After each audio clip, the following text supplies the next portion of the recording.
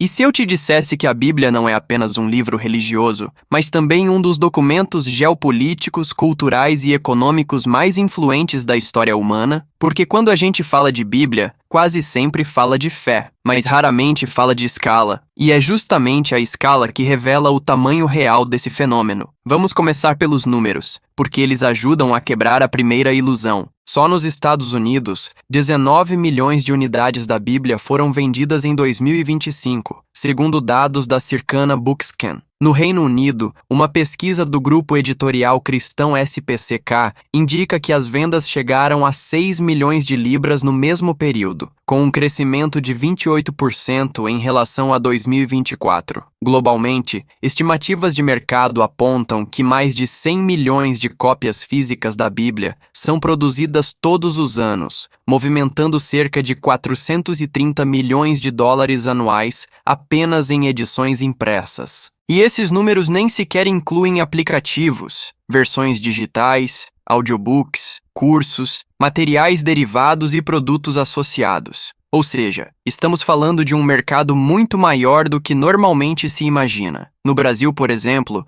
a Sociedade Bíblica do Brasil, principal produtora e distribuidora do país, opera com parque gráfico próprio, impressão em escala industrial e capacidade de exportação. Isso mostra que a Bíblia não é produzida de forma artesanal ou pontual. Ela faz parte de um sistema produtivo contínuo, planejado e altamente eficiente. Mas por que um texto com milhares de anos continua gerando tanta demanda? A resposta começa quando entendemos que a Bíblia ultrapassou há muito tempo o uso exclusivamente religioso. Ela passou a ocupar múltiplas funções sociais, políticas, educacionais e econômicas. Hoje, ela opera como um artefato multifuncional, capaz de circular em diferentes esferas ao mesmo tempo. No campo educacional, a Bíblia é amplamente utilizada como documento histórico, literário e linguístico. Universidades e centros de pesquisa analisam seus textos para compreender estilos narrativos, processos de tradução, formação de mitos fundadores e construção de identidades coletivas no mundo antigo. Em cursos de letras, história e ciências sociais, ela aparece como fonte primária para o estudo da antiguidade. Na política e na diplomacia, o texto bíblico assume outro papel. Ele é frequentemente utilizado como referência simbólica para legitimar discursos nacionais, decisões territoriais e projetos ideológicos.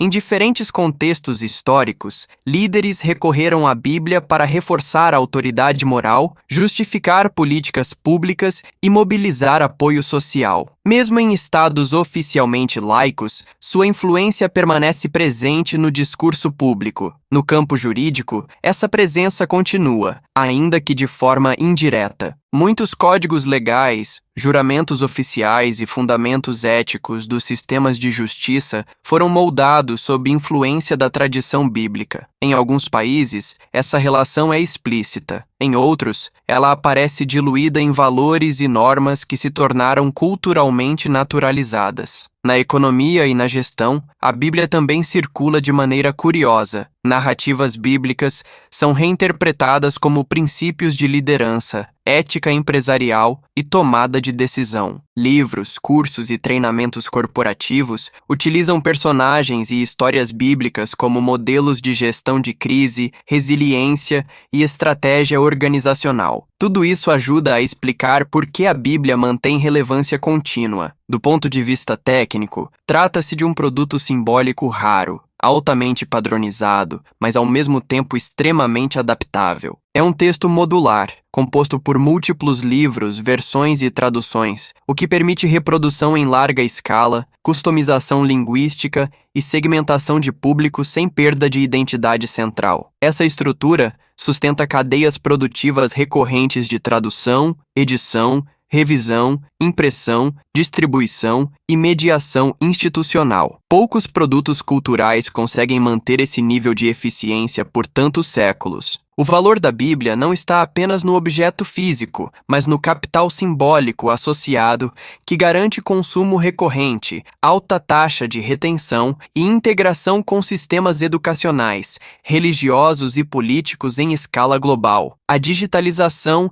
intensificou ainda mais esse processo. Com aplicativos, plataformas de leitura, versões em áudio e planos personalizados, a Bíblia deixou de depender exclusivamente do livro físico. Isso reduziu custos de produção e logística, ampliou o alcance e criou novos modelos de monetização, como assinaturas, conteúdos premium e integração com comunidades online. O formato impresso não desapareceu. Ele passou a coexistir com o digital, que funciona como porta de entrada para novos públicos. Dentro desse ecossistema, dois grandes modelos produtivos se complementam. De um lado, estão as sociedades bíblicas, que operam como organizações sem fins lucrativos. Elas priorizam tradução, preservação textual e ampla distribuição, inclusive em regiões economicamente vulneráveis. O foco é escala, padronização e acesso, com reinvestimento constante dos recursos. Do outro, estão as editoras comerciais, como Zondervan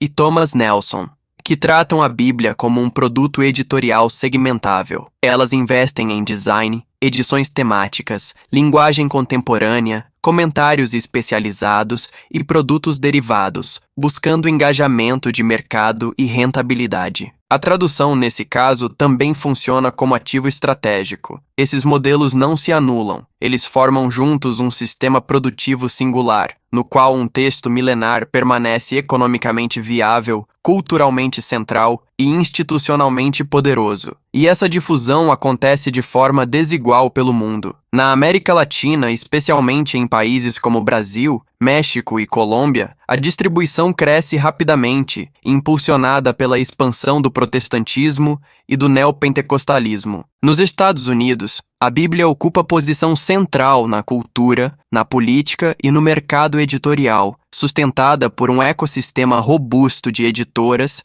sociedades bíblicas e plataformas digitais. Na Europa, ela mantém forte presença histórica e acadêmica, mesmo em sociedades mais secularizadas. Na África subsaariana, é um dos textos mais difundidos, com papel central na organização social, educacional e religiosa. No Oriente Médio, seu impacto é mais simbólico do que quantitativo, especialmente em regiões como Jerusalém, onde o texto permanece no centro de disputas interpretativas. Na Ásia, a difusão varia entre crescimento acelerado e circulação controlada, muitas vezes mediada por meios digitais. Em síntese, a Bíblia é mais difundida onde há herança cristã, liberdade editorial, infraestrutura de mídia e demanda institucional contínua. Sua presença global não se explica apenas pela fé, mas por um conjunto de fatores históricos, geopolíticos, econômicos e tecnológicos. E talvez a questão mais instigante não seja o que a Bíblia diz, mas como ela continua sendo produzida,